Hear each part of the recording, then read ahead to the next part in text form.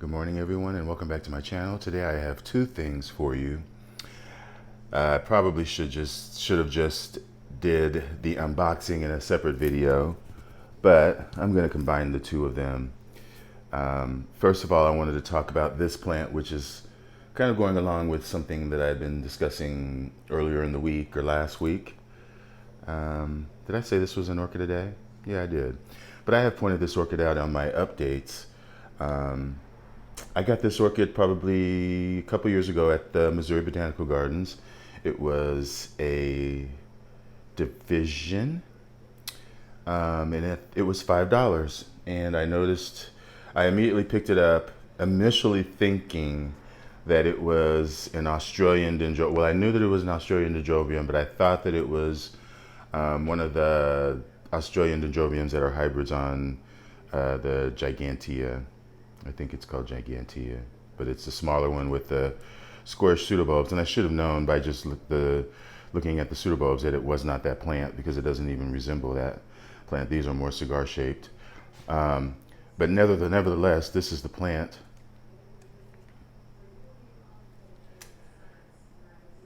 Sunny Vista crossed with, I thought that it was one of those Australian dendrobiums, which it is, but come to find out later, I just found out this year. So when I got the plant, what I found out was that it's a speciosum hybrid.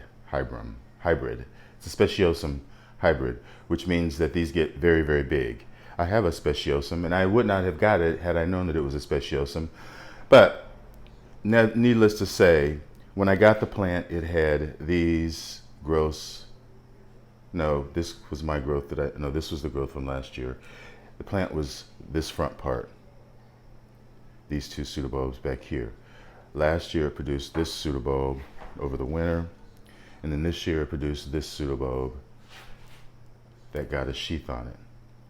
Now, what I've been talking about the last couple of days, or well, not every day, but last week into the beginning of this week, was just the effects of keeping your plants and your spikes, your sheaths, well, just your new growths, healthy during periods of when we get all the rain. I was specifically referring to Cattleyas, well, some dendrobiums, but I was specifically referring to my Cattleyas, my bifoliates that get their sheaths over the fall, over the summer.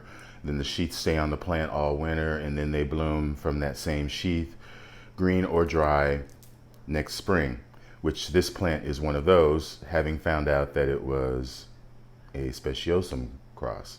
That's what those plants do.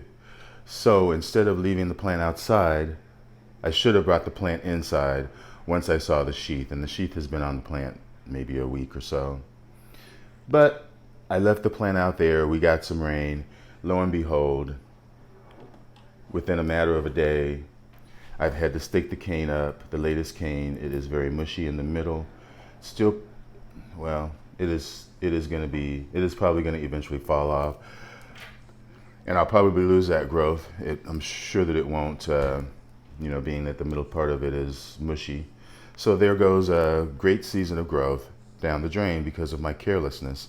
So use this as a public service announcement that if you have plants that get their sheaths and keep their sheaths all winter, when those sheaths are fully formed, or the bulbs are fully formed, I would bring them in or cover them up like Sharon does with those umbrellas, just so that they don't you don't lose them.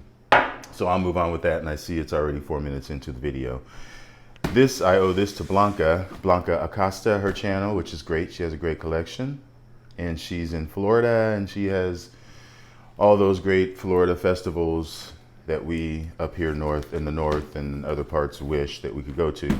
But she was at, I believe it was Tamiami, and she showed a vendor there that was selling pots, and I looked the vendor up and ordered some of those pots. And so I just wanted to kind of unbox them here and share them. Get some other things. I did open the box yesterday at work, but I just bought it home and saved this for today. These are just some hangers. And because these peanuts are going to be a mess. Okay, so I got some cone plants that I thought were very interesting. These are all Foley pots, and they're terracotta, handmade, I believe. Okay, and this is how they arrived. I just ordered these.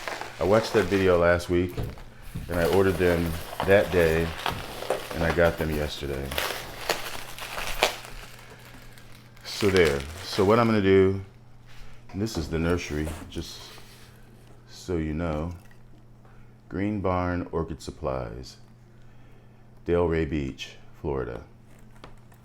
Okay, so what I'm going to do is I'm just going to unwrap these real quickly and then just show you what they look like, and then I'll be right back. Okay, everyone, welcome back, and here's the pots.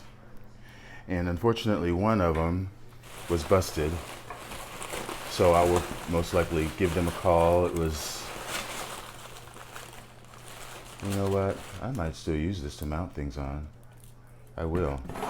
So not all is lost, but it was just a larger cone like this, and there are holes all in it, of course. Hopefully it won't collect down there, but I will definitely have to fill that with some media, so that, or maybe dry bare root. That would probably be the best. And there are holes so that I can hang those hooks on those, so that I can hang them up. These are the pots that I got, just basically holy clay. And I did say that they were handmade. I thought they were, but then I look into the, I can't see the tag now, but there's a made in Thailand tag somewhere. So that's probably why they were so cheap, because they were very affordable. Only a couple of dollars each. So these are the pots, and they're very thin, not heavy at all. So yeah, everyone, if you've enjoyed this video, remember, watch your plants that have to overwinter their sheaths. Bring them in before the rain destroys them. But yeah, if you've enjoyed this video, press the like button and subscribe, please. And thanks for watching. I will be away. I'm leaving today for the weekend, so I am not sure if I'll be doing any videos, but I will be sure to resume this when I get back home. So you all have a good holiday, and I'll talk to you soon. Enjoy your orchids. Bye.